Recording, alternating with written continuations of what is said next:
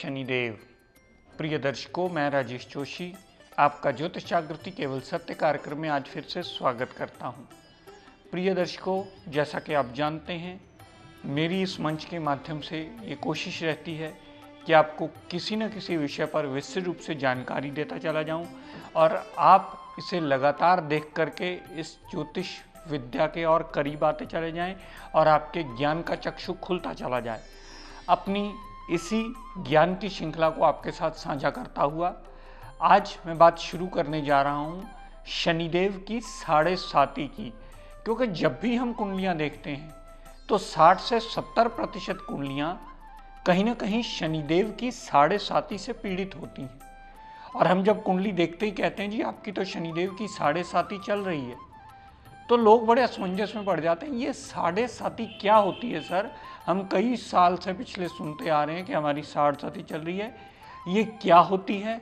इसे कैसे देखा जाता है? इसके क्या असर होते हैं? कौन सा ग्रह इसके लिए रिस्पॉन्सिबल होता है? ये किस घर से निकल रही है? इसके क्या इम्पैक्ट्स होते हैं, क्या असर होते हैं? और ये हमारी 7.5 कितना बुरा करने वाली है या कितना अच्छा करने वाली है, कितना हमारे बचाव में आने वाली है? इस बारे में लोगों के बहुत सारे सवाल हमें सुनने को अक्सर मिलते हैं। आज प्रिय दर्शकों, 7.5 के पहले ढैये की विस्तृत जानकारी देता हुआ आपको बता दूं कि 7.5 पहले तो ये समझ लीजिए कि होती क्या है। 7.5 जैसा कि इसका नाम से आप उच्चारण करके समझ सकते हैं, 7.5 साल को 7.5 कहा जाता है। शनिदेव एक राशि में गोचर का भ्रमण उनका 2.5 वर्ष का होता है। जब 3 घरों में इकट्ठा भ्रमण शुरू करते हैं, पहले 2.5 साल, दूसरे 2.5 साल, तीसरे 2.5 साल, लेकिन कहाँ से करते हैं इसकी जानकारी मैं आपको बोर्ड के माध्यम से अवश्य दूंगा। पर शनिदेव के वो 3 इकट्ठी राशियों में भ्रमण करना, एक राशि में 2.5 साल, दूसरी राशि में 2.5 साल, तीसरी राशि में 2.5 साल, जब ये साथ में चल पड़ता है तब उस 2.5 साल को अगर प्लस करोगे तो वो 7.5 वर्ष बनता है। वो 7.5 वर्ष को ही 7.5 कहा जाता है। अब इसका निर्णय कैसे होता है? एक बात पहले ये समझ लीजिए प्रिय दर्शकों, 7.5 हमेशा खराब नहीं होती, 7.5 हमेशा अच्छी नहीं होती। 7.5 शनिदेव का गोचर का भ्रमण जब भी चंद्रमा के ऊपर से एक राशि पहले, एक राशि चंद्रमा के ऊपर, एक राशि चंद्रमा के बाद चलती है, उस 7.5 वर्ष को 7.5 कहा जाता है, जिसका आपको विस्तृत जानकारी अब मैं बोर्ड के माध्यम से भी आपको अभी देने वाला हूं। क्योंकि बहुत सारे लोगों को मैं स्पीड में बोल गया हूं, तो हो सकता है समझ में ना आई हो पूर्ण बात कि वो कैसे देखी जाती। तो प्रिय दर्शकों, 7.5 का विवेचन सीखने से पहले ये समझ लीजिए कि अगर आपकी जन्म लगन कुंडली में शनिदेव अच्छे स्थान में योग कारक होकर के या अपनी दशा अंतर्दशा में अच्छा फल देने में बाध्य सिद्ध हुए हैं, बाध्य होकर बैठे हैं, फिर वो चाहे कर्क लगन की कुंडली हो जिसमें विपरीत राजयोग की स्थिति में आकर शनिदेव बैठे हों, चाहे वो सिंह लगन की कुंडली हो, चाहे वो मीन लगन की कुंडली हो, ऐसी कोई भी कुंडली हो।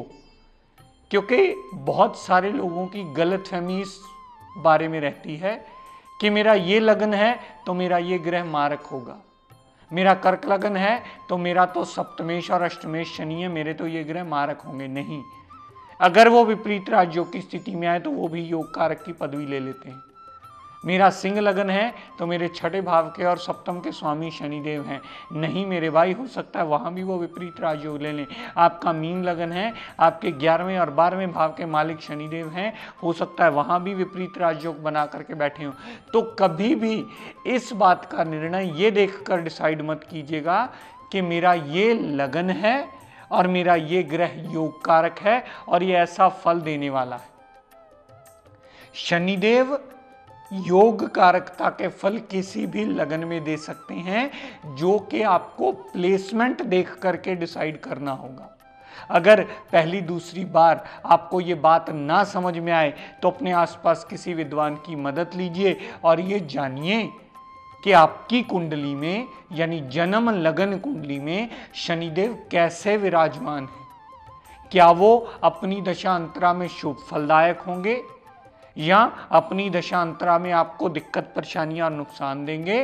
अगर वो शुभ फलदायक होंगे तो आपकी साढ़े साथी बहुत ज्यादा कष्टकारी नहीं होगी, और अगर वो मारक बन के बैठे होंगे और अपनी दशा अंतर दशा में बुरा फल देने में बाध्य होंगे तो सदैव आपकी शनिदेव की साढ़े साथी आपको कष्ट देती ही मिलेगी।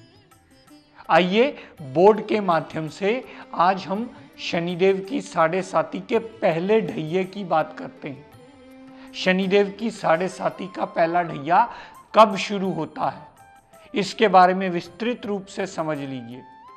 जिनका भी चंद्रमा जन्म लगन कुंडली, हम सारी की सारी विवेचन जन्म लगन कुंडली पर कर रहे हैं, इसका विश्लेषण जन्म लगन कुंडली पर से ही होगा, किसी भी डिविजनल चार्ट से कहीं से भी नहीं होगा। आपको सिर्फ अपनी जन्म लगन कुंडली देखनी होगी। जिस भी जातक का जन्म लगन कुंडली में चंद्रमा देवता 8 नंबर में नीच का पड़ा होगा, और वो कुंडली में किसी भी घर में हो सकता है आपका स्कॉर्पियो लगन हो और लगन में ही नीच का चंद्रमा पड़ा हो सकता है आपका कुंभ लगन हो और दशम भाव में नीच का चंद्रमा पड़ा हो सकता है आपका वृष लगन हो और सप्तम भाव में नीच का चंद्रमा पड़ा हो।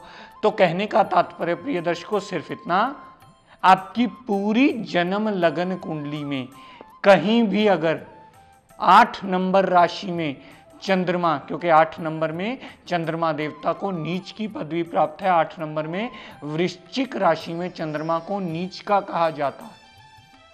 अगर 8 नंबर राशि में चंद्रमा देवता आज की डेट में किसी के भी नीच के जन्म लगन कुंडली में पड़े हैं, तो जब से गोचर में शनिदेव का भ्रमण उच्च का शुरू हुआ है तो उसका पहला ढैया शुरू हो गया उस जातक का जिसके भी नीच के चंद्रमा देवता जन्म लगन कुंडली में पड़े हैं।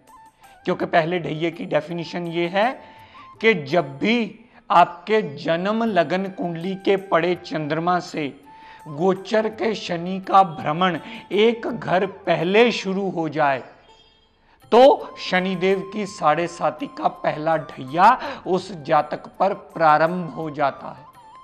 अगर किसी भी जातक का अब नीच का चंद्रमा पड़ा है तो गोचर से दोबारा 5 अगस्त 2012 से शनिदेव ने उच्च का भ्रमण शुरू कर दिया है, और उसी दिन तिथिवार से शनिदेव का उच्च का भ्रमण जिस दिन शुरू हुआ, जिनका नीच का जन्म लगन कुंडली में चंद्रमा पड़ा उनका साढ़े साथी का पहला ढैया शुरू हो गया। उसके बाद इसका सेकंड स्टेप समझ लीजिए प्रिय दर्शकों कि वो किस भाव से मूव किया है।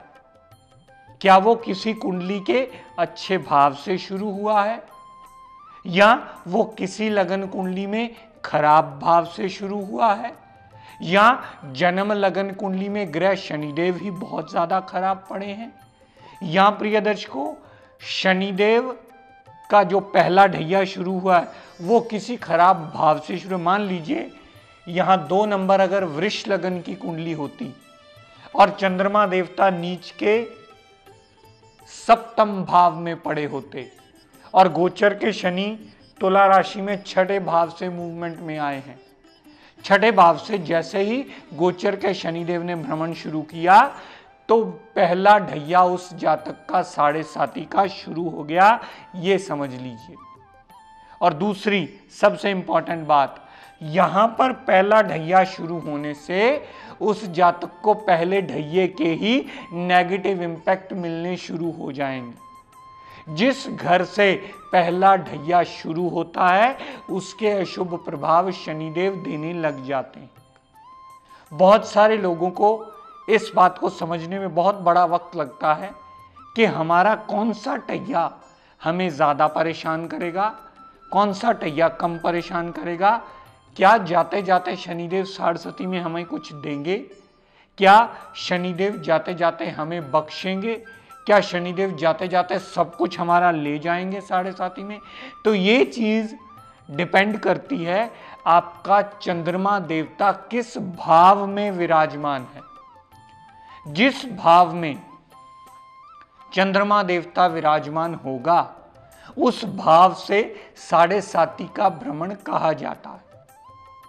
अगर आपकी स्कॉर्पियो लगन की कुंडली है और लगन में ही नीच का चंद्रमा पड़ा है तो 7.5 आपके सर के ऊपर से निकलने वाली है। तो ऐसे जातक को कहा जाता है कि भाई अपनी हेल्थ का जरूरत से ज्यादा ख्याल रखो। अगर सिंह लगन की कुंडली है, चंद्रमा देवता नीच के 4थे भाव में पड़े हैं वृश्चिक राशि के, ऐसे जातक को कहा जाता है आपकी 7.5 4थे भाव से माता, गाड़ी, भूमि, वाहन, मकान सारी सुख सुविधाओं से निकलने वाली है। तो 4थे भाव संबंधी आपको दिक्कत परेशानियां आएंगी। कहने का तात्पर्य सिर्फ प्रिय दर्शकों इतना, जिस भी भाव में चंद्रमा पड़ा होगा नीच का, जब से गोचर में तुला राशि के शनिदेव का भ्रमण शुरू हुआ उन सब जातकों का पहला ढैया प्रारंभ हो गया और वो उस भाव से निकलेगा जिस भाव में नीच के शनिदेव चंद्रमा के ऊपर से भ्रमण करेंगे, या चंद्रमा माफ कीजिएगा नीच के ऊपर शनिदेव गोचर के भ्रमण करेंगे। गोचर घूमने वाला है। गोचर का मतलब गो मतलब ग्रह, चर मतलब चलायमान रहने वाला, चलायमान रहने वाला ग्रह। आपकी जो जन्म लगन कुंडली होती है वो उस वक्त की तस्वीर होती है जब आपका जन्म हुआ, लेकिन ग्रह उसके बाद भी मूवमेंट में चलता ही रहता है, वो रुकता नहीं है।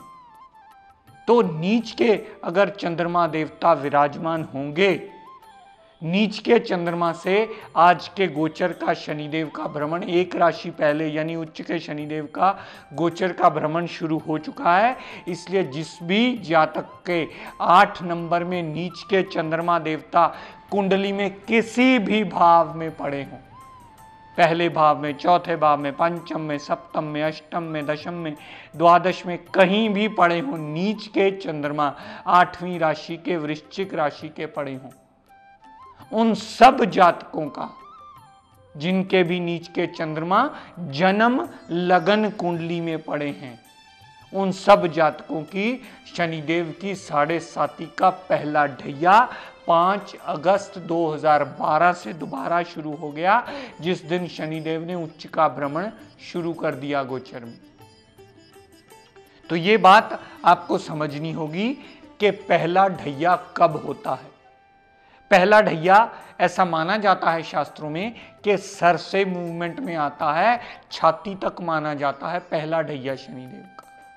वो टेंशन बढ़ाने का सबसे पहला रोल अपना शुरू करता है। तो शनिदेव का भ्रमण गोचर का उच्च का हुआ जिनका भी नीच का चंद्रमा, उनके सर पे टेंशन और बोझ वजन लाना शुरू कर देता है। ऐसे जातक को हम अक्सर रिकमेंड करते हैं, मेरे भाई आप शनिदेव का पाठ पूजन आराधना शुरू कर दीजिए। अगर आपको इसकी विस्तृत जानकारी लेनी हो तो अपने आसपास किसी विद्वान की मदद ले लीजिए और जानिए कि आपका शनिदेव किस अवस्था में है और आपको शनिदेव को क्या लाइन ऑफ ट्रीटमेंट देना है। क्या उसका पाठ पूजन हवन यज्ञ करना है, क्या उसका व्रत करना है, या उससे जुड़ी चीज़ों का दान करना है, इसके बारे में आप विस्तृत रूप से अपने आसपास किसी भी विद्वान को कुंडली दिखा करके जान सकते हैं। और अगर आपका किसी का भी ये एपिसोड रह जाए तो YouTube पर डेली जा करके हमारा ये प्रोग्राम अपलोड हो जाता है और आप डेली जा करके इस प्रोग्राम को देख करके लाभान्वित हो सकते हैं और अपने ज्ञान का चक्षु खोल सकते हैं। कल इसके बारे में आगे जानकारी दूंगा। तब तक के लिए आपको प्रणाम करता हुआ, शनिदेव के आगे मंगल कामना करता हुआ, सबके लिए प्रार्थना करता हूँ कि हे शनिदेव हम सब पर अपनी कृपा दृष्टि दया दृष्टि सदैव बनाए रखें। जय शनिदेव।